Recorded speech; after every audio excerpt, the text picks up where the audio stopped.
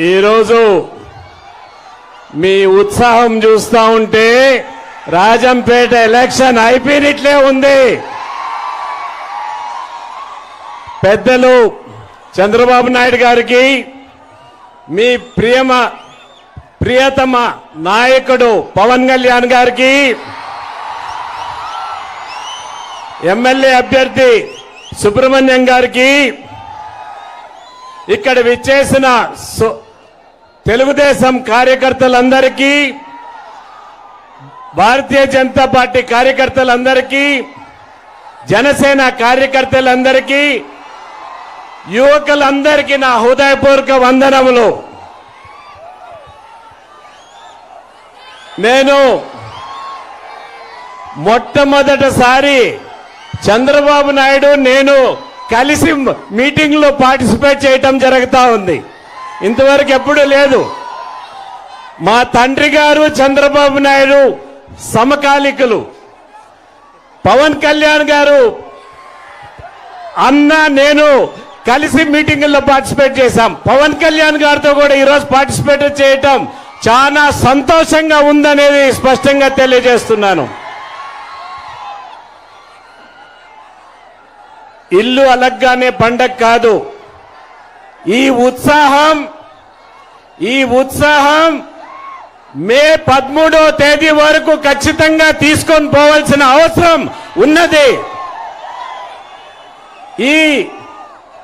ఒక పక్క మోడీ గారి నాయకత్వంలో కేంద్రంలో, రాష్ట్రంలో చంద్రబాబు గారి నాయకత్వంలో ఖచ్చితంగా 2 ప్రభుత్వాలు రావాల్సిన అవసరం ఈ దేశానికి, ఈ రాష్ట్రానికి అవసరంగా మారిందనేది స్పష్టంగా తెలియజేస్తున్నాను. నేను కూడా ముఖ్యమంత్రిగా పనిచేశాను. పరిపాలన తెలిసిన వాడిని. ఇంత దరిద్రమైన పరిపాలన నా జీవితంలో నేను చూడలేదు.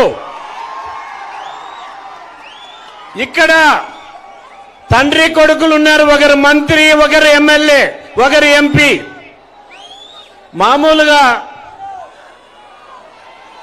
మామూలుగా వీరు ఎవరైనా ప్రజాప్రతినిధులు అయితే ప్రజలకు మేలు చేయాలి.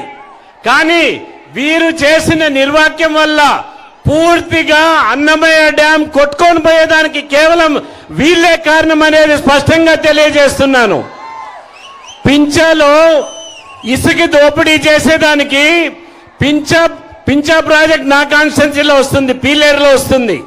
అక్కడ ఇసుక దోపిడీ చేసేదానికి అక్కడ తెగిపోతే రిపేర్ చేయకన్నా దాన్ని అట్లే వదిలేసిన దాని వల్లనే అన్నమయ్య ప్రాజెక్ట్ కొట్టుకుపోయింది. కొట్టుకుపోయిన తర్వాత 39 మంది చనిపోయారు. మూగ జీవులు, ఆవులు 2000 పైన చనిపోయాయి. కానీ ఇంతవరకు ప్రభుత్వం వారికి కాంపన్సేషన్ ఇవ్వలేదు. ఇటువంటి ప్రభుత్వం పేదల పట్ల పూర్తిగా వ్యతిరేకమైన ప్రభుత్వం మీకు అవసరమా అనేది మీరు ఆలోచన చేసుకోవాల్సిన అవసరం ఖచ్చితంగా ఉంది. ఉద్యోగాలన్నీ ఏమైపోయినాయి? యువకులు ఇంతమంది ఉన్నారు. డిఎస్సీలు పెడుతున్నారా? ఉద్యోగాలు ఇస్తున్నారా? ఒక్కసారి ఆలోచన చేసుకోవాలి. వీరు కేవలం మాఫియాగా తయారైపోయింది ప్రభుత్వం. ఇసుక దోపిడీ, గనుల దోపిడీ, అడవి దోపిడీ, లేక పూర్తిగా ల్యాండ్ మాఫియా.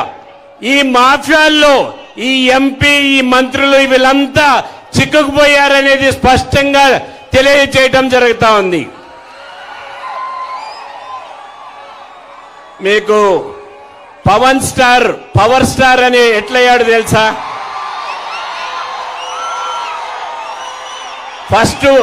ఫస్ట్ మూవీల్లో మీరు ఆమోదించలేదు. ఆయన స్ట్రగ్లింగ్ స్టార్ గా ఉన్నాడు. ప్రజలు ఆమోదం తెలిపిన తర్వాత పవర్ స్టార్ అయ్యాడు. ఈ ఎలక్షన్